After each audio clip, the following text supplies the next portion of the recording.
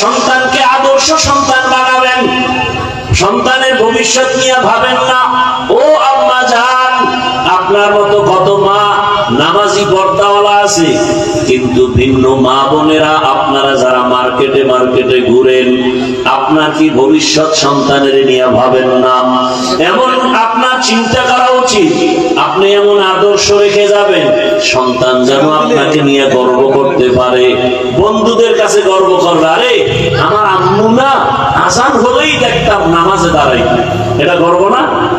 একটা সন্তান গর্ব করবে, আমার আম্মু কত ভালো, কোনদিন বাবার সাথে তর্ক করে নাই, আমার আম্মু এত ভালো, কোনদিন মোবাইলে বেগানার চেহারা দেখে নাই, আমার আম্মুর আদর্শ এত ভালো, আমাকে নামাজের দাওয়াত দিত, রোজার দাওয়াত দিত। আমাকে আমার আম্মু জান বারবার বলতো, মিথ্যা বলবি না, গালি দিবি না, গীবত করবি না, আলেম ওলামার দোয়া নিয়ে চলবি। আমার আম্মু কোনদিন মোবাইলে সময় নষ্ট করে নাই, আমার আম্মু মোবাইলে নাটক দেখে নাই। ও আম্মা জান, আপনার সন্তানের জন্য কত বড় গর্বের বিষয়। ও আব্বা জানেরা, আপনারও চিন্তা করা উচিত সন্তান যেন আপনার আদর্শ পেয়ে গর্ব করে, গোপনে গোপনে দোয়া করে। আমার আব্বুকে দেখলাম কোনদিন আমার আম্মুরে গালি দেয় নাই, আমার আম্মুর সাথে খারাপ আচরণ করে নাই, আমার আব্বুকে দেখেছি আমার আম্মুর কাজের সহযোগিতা করেছে, আমার আব্বু কখনো বেগানার চেহারা দেখে নাই, আমার আব্বু মোবাইলে সময় নষ্ট করে নাই। আপনি দোয়া পাবেন, সন্তানও ভালো হবে।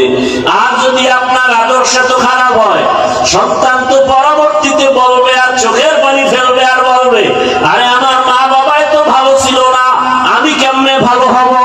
আমার মাকে দেখতাম বাবার সাথে খারাপ ব্যবহার করে, আমার মা সারাদিন মার্কেটে দেখতাম ঘুরে, আমার আম্মুকে দেখতাম মোবাইলে গান বাজনা দেখে, আমার বাবার চরিত্র বেশি ভালো ছিল না, বেগানার চেহারা দেখতো, নাটক দেখতো, মোবাইল নিয়ে পড়ে থাকতো, আমার বাবা নামাজ নাই, রোজা নাই, তেলাওয়াত নাই, আমার বাবার চরিত্র বড় খারাপ ছিল। এই সন্তান ধিক্কার জানাবে। আব্বা আম্মা জানেরা, এখন সময় আছে, তওবা করেন, জীবনে আর গুনাহ করবেন না, আদর্শ সন্তানের বাবা মা হয়ে কবরে যাবেন।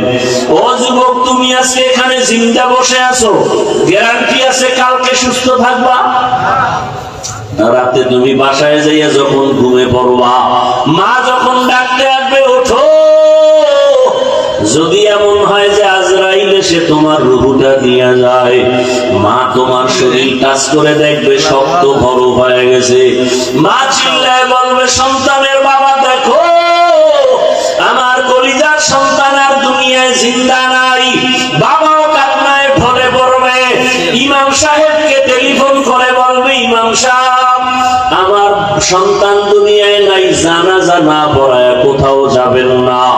আবার একদলকে কান্না করে বলবে, ও আমার আপনজনেরা তাড়াতাড়ি যা বাজারে কাফনের কাপড় নিয়ে আসো, কাউকে বলবে মসজিদের খাট নিয়ে আসো, কাউকে বলবে বাড়ির পেছনে বাঁশবাগানে কবর খনন কর, কাউকে বলবে আবার বাড়ির পেছনে গরম পানি কর, মশারি টানা। এরে যুবক, তুমি জানোনি তোমার আমার গায়ের গেঞ্জিটা প্লেট দিয়া কেটে কেটে রেখে দিবে, সাদা কাপড়ের প্যাকেট বানাইয়া। ওরে বাবা, গোসল শেষে যখন সাদা কাপড়ের প্যাকেট করবে, খাটিয়ার মধ্যে লাশটা উঠাইয়া জানাজার ময়দানে যখন নিবে, জানালা দিয়া তোমার মা বলবে, আমার বাবারে কই না, বলবে জানাজা দিয়া কবরে রাখার জন্য যাই, মা বলবে আমার বাবারে আর জীবনে দেউজি দেখবো না, বিদায় বেলা কাফনের মুখটা খুলে একটু আমার চেহারাটা বাবার দেখায় যাও। যেই বাবা আমারে আম্মু বলে ডাক দিলে কলিজা ঠান্ডা হয়ে যাইতো, আর বুঝি আমারে আম্মু বলে ডাকবে না। ও যুবক, তোমারে কবরে যখন রাখিয়া সবাই চলে যাবে, কেউ নাই, ঘরে গিয়া সবাই গল্প করবে, কেউ কান্না করবে।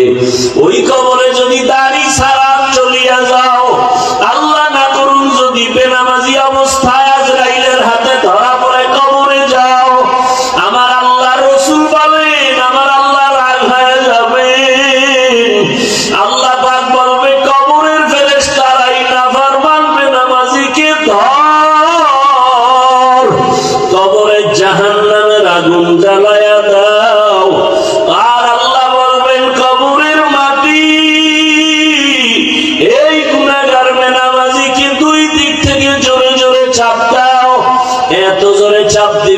পাজরের হাড় গুলো চুরমার হয়ে যাবে।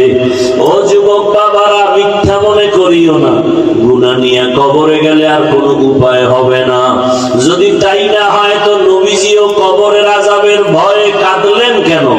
ওসমান রাদিয়াল্লাহু আনহু জান্নাতের সুসংবাদ পাইয়া কবরের ভয়ে কাঁদলেন কেন? ওমরে ফারুক রাদিয়াল্লাহু তাআলা আনহু কবরের ভয়ে কাঁদলেন কেন? আবু বকর সিদ্দিক রাদিয়াল্লাহু তাআলা আনহু কবর হাসরের আযাবের ভয়ে কাঁদলেন কেন? ও আল্লাহর বান্দারা, ওই কবরের আযাব সত্য, গুনাহ নিয়ে গেলে উপায় নাই। এখনো সময় আছে, তওবা করে নাও। একটা বেতের বাড়ি সইতে পারো না, মশার কামড় সইতে পারো না। রহমাতুল্লিল আলামিন, শফিউল মুজনিবিন, খাতামুন নবিয়্যিন, সৈয়দুস সাকালাইন, ইমামুল মুরসালিন, হযরত মুহাম্মদুর রাসূলুল্লাহ, সবাই পড়েন সাল্লাল্লাহু আলাইহি ওয়া আলিহি ওয়াসাল্লামের উপর। সর্বোপরি শুকর যাদের অক্লান্ত পরিশ্রমের মাধ্যমে আজ সুন্দর আয়োজন, সময়, পরামর্শ, অর্থ দিয়ে দোয়া করে উপস্থিত হয়ে মাইক, লাইট, প্যান্ডেলের ব্যবস্থাপনার মাধ্যমে সহযোগিতার হাত বাড়িয়েছেন। আল্লাহ প্রত্যেককেই দুনিয়াতে শান্তি, পরকালে মুক্তির ব্যবস্থা করে দিন। আমি আপনাদের দোয়া নিতে আসছি। আমার দোয়া অনেক দামি পুঁজি, আমি দোয়াটাকে অনেক বড় মনে করি, বড় দোয়া নিতে আসি নাই। কথা বুঝতেছেন? আল্লাহ চাইলে সব হয়, বান্দা চাইলে কিছুই হয় না। এবং সংক্ষেপ আলোচনার জন্য কোরআনে হাকিমের এক আয়াত, নবীজির হাদিস থেকে একটি হাদিস পড়েছে।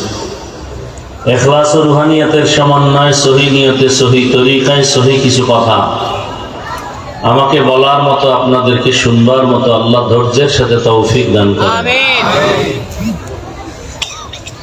ইয়া আইয়ুহাল্লাযীনা আমানুত্তাকুল্লাহা হাক্কা তুকাতিহ, আল্লাহ বলেন, ও মুমিনেরা, তোমরা আমি আল্লাহকে ভয় করো, হক আদায় করে ভয় করার মতো।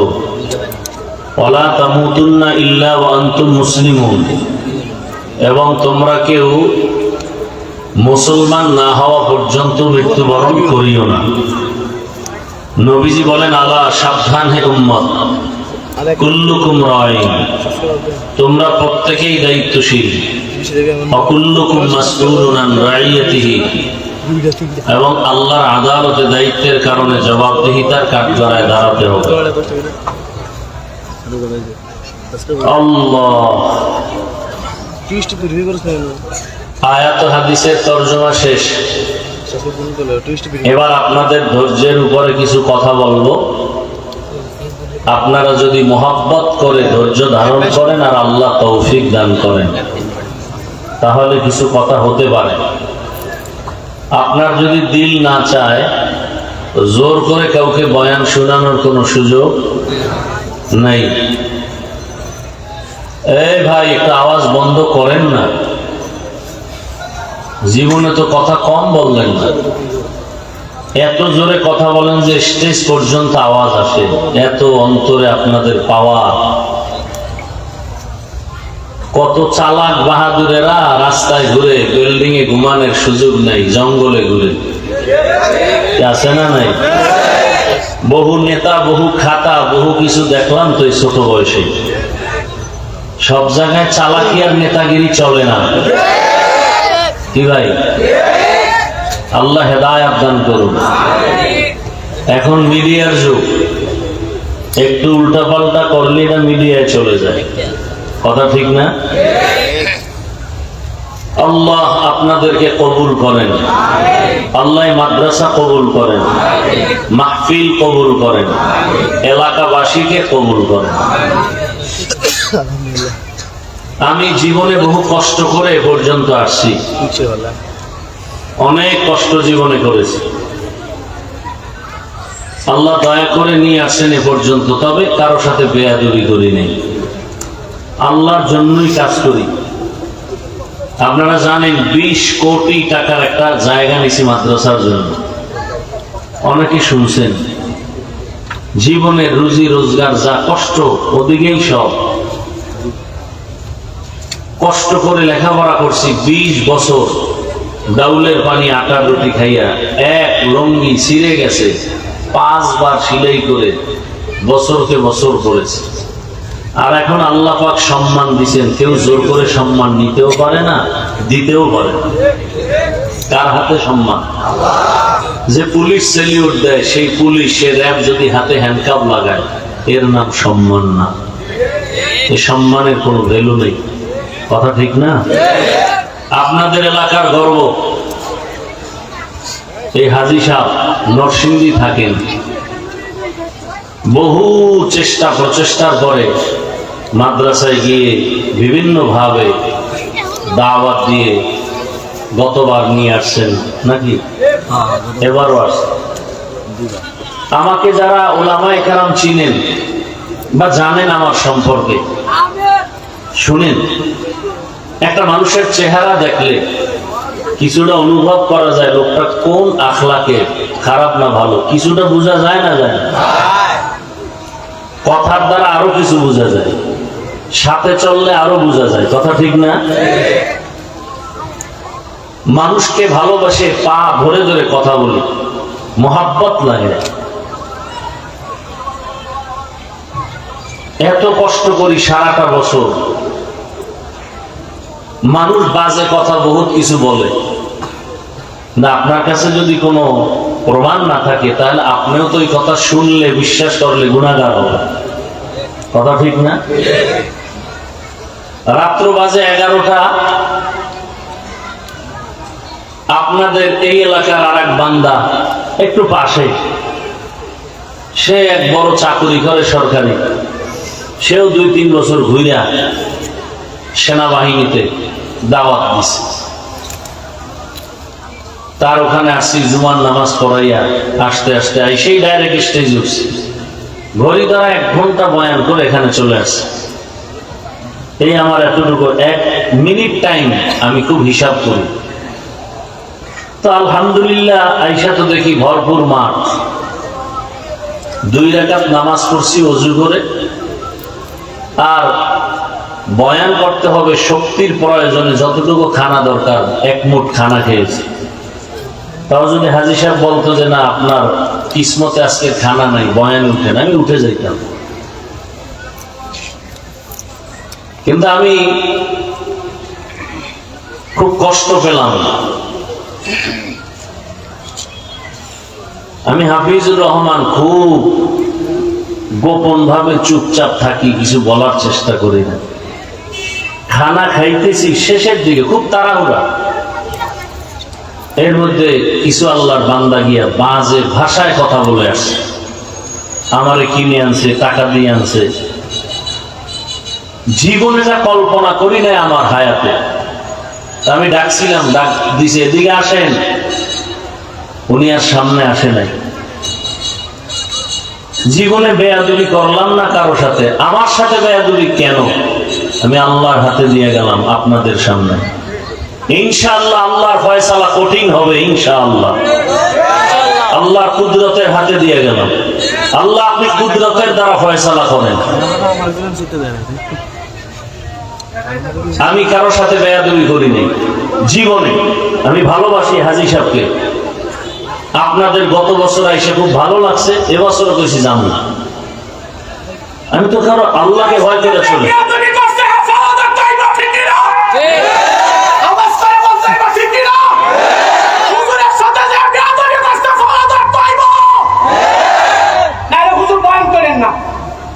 আল্লাহর ধৈর্য ধরো।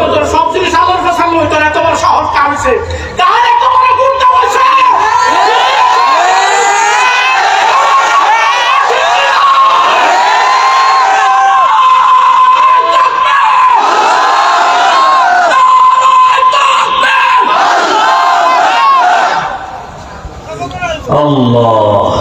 আল্লাহর উপরে ছেড়ে দিছে। একেবারে চুপ থাকো তো, এ জীবনে বহু কিছু দেখছি, চুপ থাকো।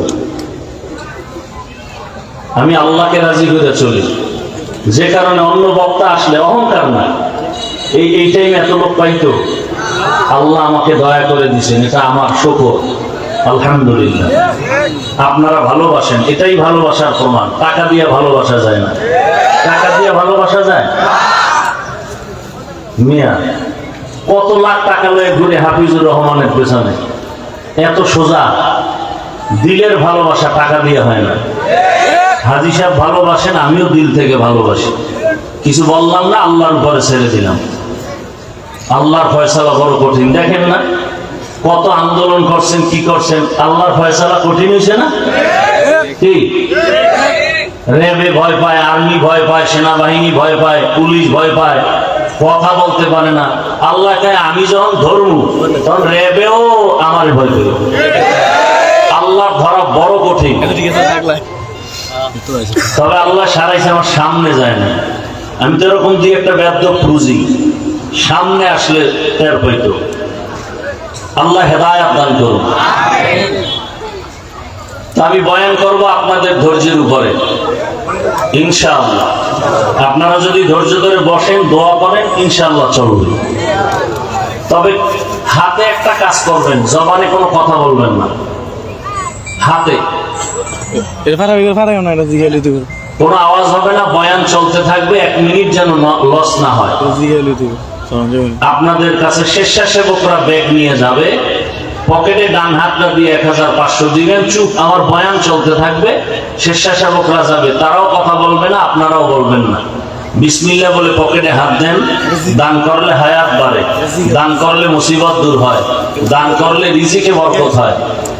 আল্লাহ পাক রব্বুল আলামিনের উপরে ভরসা করে বলবো, দ্রুত যাদেরকে ব্যাগ দেওয়া আছে তারা নেমে যাবেন, আর আপনারা বিসমিল্লাহ বলে দিবেন। 10 টাকা হলেও দিবেন। বয়ান চলতে থাকবে, কোনো আওয়াজ যেন না হয়। কই আপনাদের ব্যাগওয়ালারা কই? হ্যাঁ হ্যাঁ, নামেন নামেন। কাপড় কেন আবার? এই তো 2 জন লাগবো, ব্যাগ হলেই তো ভালো। আচ্ছা, এটা ভালো ভালো। নামো নামো নামো, যুবকরা নামো।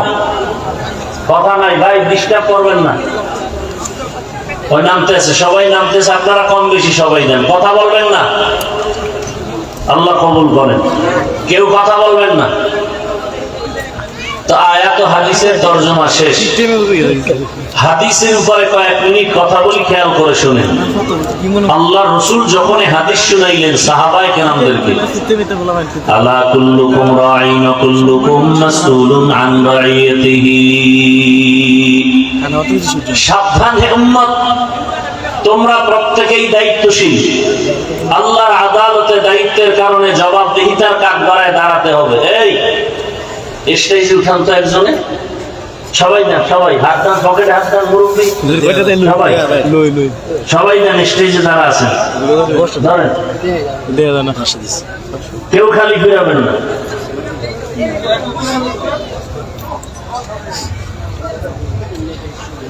আল্লাহ সবার দান কবুল করে। ভাই কথা বলেন কেন? আমি বুঝতেছি না কিছু।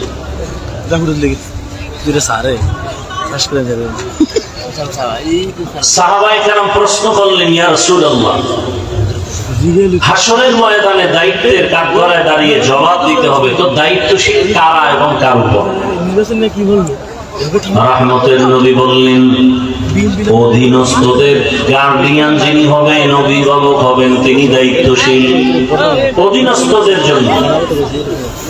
যেমন প্রত্যেকটা সন্তান মা বাবার দায়িত্বশীল। প্রত্যেক মা বাবা সন্তানের জন্য, প্রত্যেক সন্তান মা বাবার অধীন।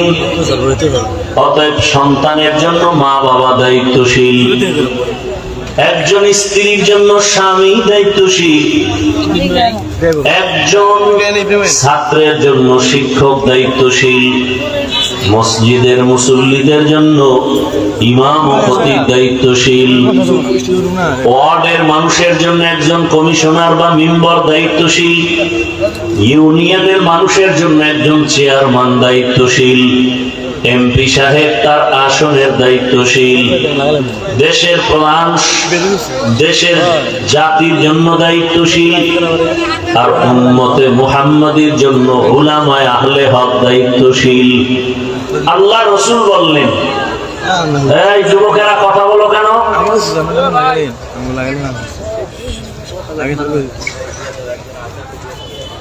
আল্লাহ রাসূল বললেন, অধীনস্থদের গার্ডিয়ান যিনি হবেন তিনি দায়িত্বশীল। আল্লাহর আদালতে অধীনস্থদের উপরে যে হক আছে তা আদায় হলো কিনা আল্লাহর আদালতে জবাব দিতে হবে। আর একজন সাহাবী দাঁড়ায় গেলেন, ইয়া রাসূলুল্লাহ, আমার অধীনেও কেউ নাই, আমিও কারো অধীনে নাই, আমার দায়িত্বটা কি? রহমতের নবী বললেন, হে সাহাবী, আপনি আপনার অঙ্গ প্রত্যঙ্গের দায়িত্বশীল। কিসের দায়িত্বশীল ভাই? দুইটা হাত আল্লাহ দিছেন বিনা কারণে না, এগুলোর জন্য ডিউটি আছে আলাদা। দুটো পা দিয়েছেন, আলাদা ডিউটি। দুটো চোখ দিয়েছেন, আলাদা ডিউটি। দুটো কান দিয়েছেন, আলাদা ডিউটি। কিয়ামতের ময়দানে আল্লাহ পাকের আদালতে এই অঙ্গ প্রত্যঙ্গগুলো সঠিকভাবে ডিউটি পালন করলো কিনা আল্লাহর আদালতে আপনাকে আমাকে জবাব দিতে হবে। কিয়ামতের দিন আল্লাহ বলবেন, জিজ্ঞাসা করবেন, এই বান্দা, তোমার হাত, পা, চোখ, কান এগুলোর ডিউটি কি ঠিক মতো পালন হয়েছে? অনেক গুনাহগারেরা ভয়ে, আযাবের ভয়ে বলবে, হ্যাঁ হয়েছে। আল্লাহ তো জানেন মিথ্যা বলছে। আল্লাহ পাক সাথে সাথে জিহ্বা বন্ধ করে হাতকে বলবেন, কথা বলো। আল-ইয়াওমা নাখতিমু আলা আফওয়াহিহিম ওয়া তুকাল্লিমুনা আইদিহিম ওয়া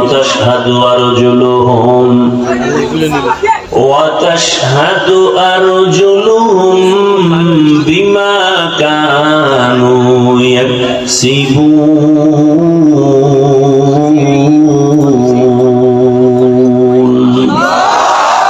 দস্ত গোয়াদ মঞ্চুনি দুজদিদাম, লব্ব গোয়াদ মঞ্চুনি ভূসিদাম, চশম গোয়াদ চিদাম গমজা হারাম, গোশ গোয়াদ চিদাম সমরুল কালাম। আল্লাহ পাক রব্বুল আলামিন বলেন, কিয়ামতের ময়দানে হাতকে বলবেন, কথা বল। যেই হাত কখনো কথা বলতে পারে না, আল্লাহ কুদরতে হাত কথা বলবে। ও দয়ার মালিক, আমার যে ডিউটি তোমার বান্দা সঠিকভাবে পালন করে নাই, এই হাত দিয়া মা বাবার খেদমত করবে, করে নাই। এই হাতের আঙ্গুল দিয়া কোরআন খুলে আঙ্গুল ধরে ধরে তেলাওয়াত করবে, করে নাই। বরং এই হাতের কলম নিয়া গরিবের উপরে জুলুম করেছে। এই হাতের আঙ্গুল দিয়া মোবাইল হাতের মধ্যে নিয়া আলেম ইসলাম কোরআনের বিরুদ্ধে বিষোদ্গার করেছে। গীবতের পেছনে হাতকে ব্যবহার করেছে, লেখার মাধ্যমে মিথ্যা কথার পেছনে হাতকে ব্যবহার করেছে। আল্লাহ বলবেন, চোখ কথা বল। চোখ আল্লাহর আদালতে সাক্ষী দেওয়া শুরু করবেন, হে মালিক, এই চোখ দিয়া মা বাবার চেহারা দেখবে সওয়াব।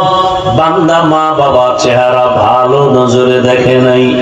এই চোখ দিয়া বাইতুল্লাহ দেখবে সওয়াব, এই বান্দা বাইতুল্লাহ দেখে নাই। এই চক্ষু দিয়া উলামায়ে কেরাম দেখবে সওয়াব, এই চোখ দিয়া উলামায়ে কেরাম দেখে নাই। এই চক্ষু দিয়া আল্লাহর কোরআন তাকায় তাকায় দেখবে, ভালোবাসার নজরে দেখে নাই। এই চোখ সারাটা রাত দরওয়াজা জানালা বন্ধ করে মোবাইল হাতে নিয়ে সারা রাত গুনার দিকে তাকায় তাকায় চোখের গুনাহ করেছে। আল্লাহর কাছে এভাবে পা সাক্ষী দিবে, হাত সাক্ষী দিবে। এজন্যই তো আল্লাহ পাক কোরআনে বলেছেন, বহু মা বাবা শুধু সন্তানের অন্যায়ের কারণে জাহান্নামে চলে যাবে। হकीकत से तो दुनिया पे खबर है, हकीकत से तो दुनिया पे खबर है दुनिया की नुमाइश पर नजर है नमी गोयम के अल दुनिया जुदाबाश बहर कारे के बाशी बा खुदाबा। কিয়ামতের ময়দানে হিসাব দেওয়ার জন্য সবাইকে রেডি থাকতে হবে। ও সন্তানের মা বাবা, সন্তানের হক আদায় করছেননি, আল্লাহর আদালতে জবাব দেওয়ার জন্য রেডি থাকেন। ও এলাকার স্বামী, স্ত্রীর হক আদায় করেছেননি, আল্লাহর আদালতে জবাব দেওয়ার জন্য রেডি থাকেন। ও মাদ্রাসার স্কুল কলেজের শিক্ষক, ছাত্রদের হক আদায় করছেননি, জবাব দেওয়ার জন্য রেডি থাকেন। ছাত্রদের উপরে কিসের হক? অনেক সময় বলতে গেলে ও মসজিদের ইমাম ও খতিব, মুসল্লিদের হক আদায় করছেননি, জবাব দেওয়ার জন্য রেডি থাকেন। আল্লাহ তাআলা কোরআনের ভিন্ন আয়াতে বলেন, ইয়া আইয়ুহাল্লাযীনা আমানু কু আনফুসাকুম ওয়া আহলিকুম নারা ওয়াকুদুহা আন-নাস ওয়াল হিজারা আলাইহা মালাইকাতুন গিলাদুন শিদাদুন লা ইয়াসুনাল্লাহা মা আমারাহুম ওয়া ইয়াফআলুনা মা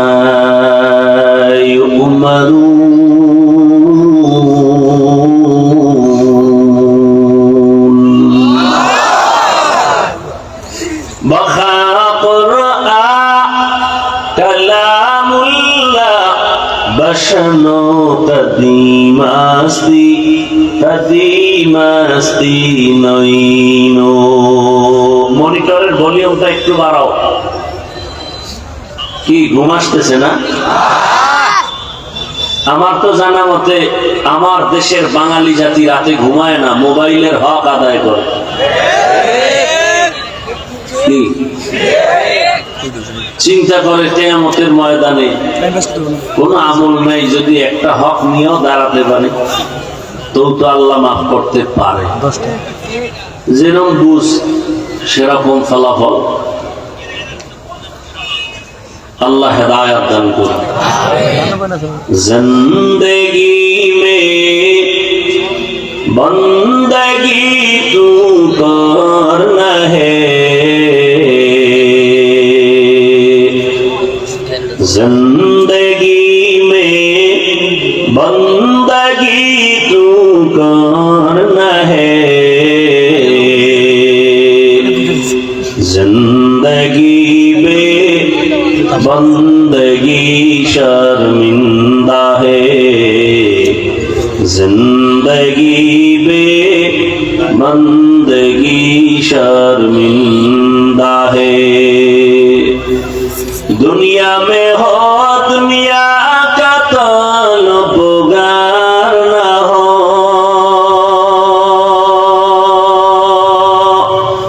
बाजार से गुजर हो खरीदार न हो। ये दुनिया एक मिसले कागज फूल है, ये दुनिया एक मिसले कागज फूल है, जिंदगी में बंदगी तू करना है, जिंदगी में बंदगी शर्मिंदा है, जिंदगी में बंदगी शर्मिंदा है। ও আমার কলিজার যুবক বাবারা, পর্দার আড়ালের মা বোনেরা, ও বৃদ্ধ বাবাজি, কয়দিন এই দুনিয়ার বাহাদুরি বাহাদুরি। এই না, এই বন্ধ করো। বড় বড় বাহাদুর তো সব ধ্বংস হয়ে গেল। চোখের সামনে তাকায় তাকায় দেখলা এর বড় ভয় নাই। ও আমার কলিজার যুবক,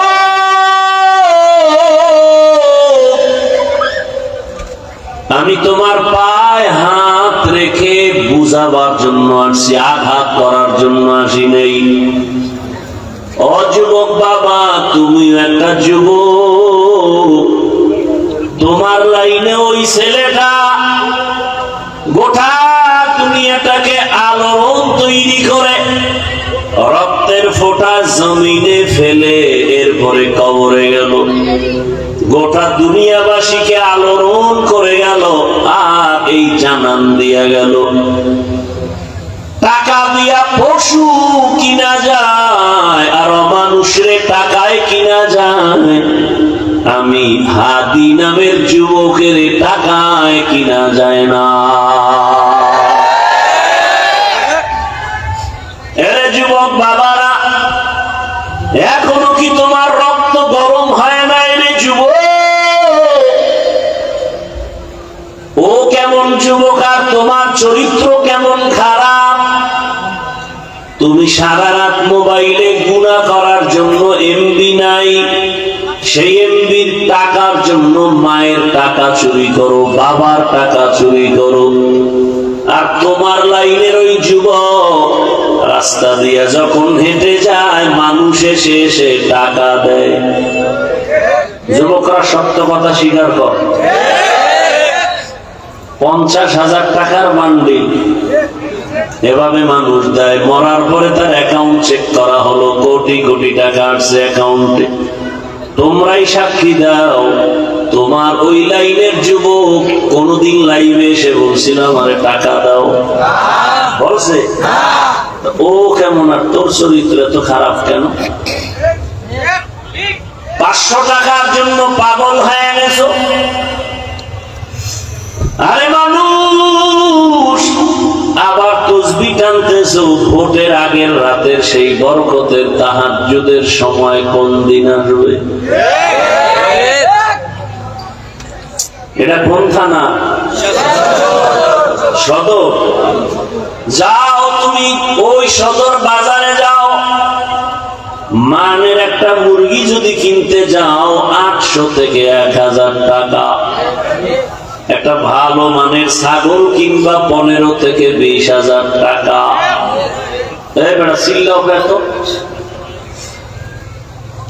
আমার কথা বলতে পারি না, তুমি এত ডিস্টার্ব করলেন কিভাবে বয়ান করো? এটা আদব নাকি?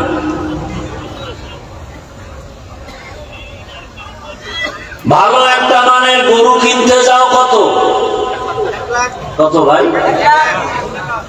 1 লাখ প্লাস।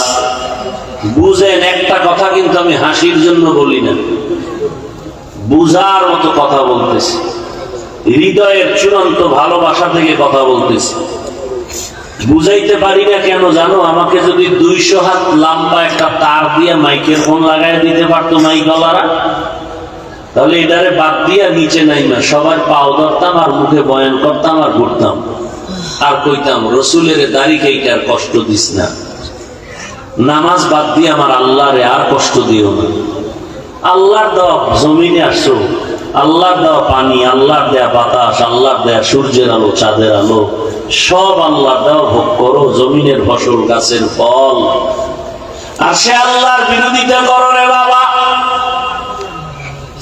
একটা মুরগি কিনতে 1000, একটা ছাগল 20,000, একটা গরু 1 লাখ। আর আমার সোনার বাংলার আশরাফুল মখলুকেরা ভোটের আগের রাত্রে বিক্রি হয় মাত্র 500 টাকা।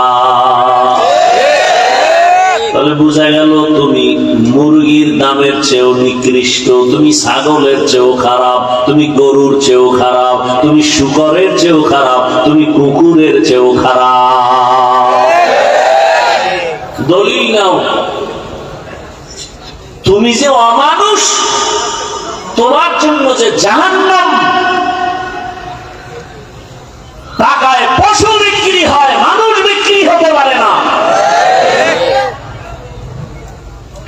প্রমাণ দিল তোমার যুবক, আর তুমি 500 টাকার জন্য পাগল হয়ে গেছো।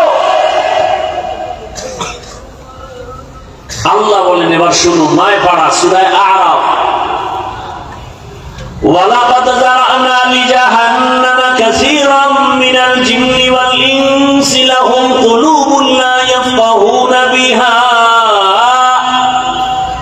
ওয়া লাহুম আ'য়ুনুন লা ইউবসিরুনা বিহা ওয়া লাহুম আযানুন লা ইয়াসমাউনা বিহা উলাইকা কাল আনআমি বাল হুম আদাল উলাইকা হুমুল গাফিলুন।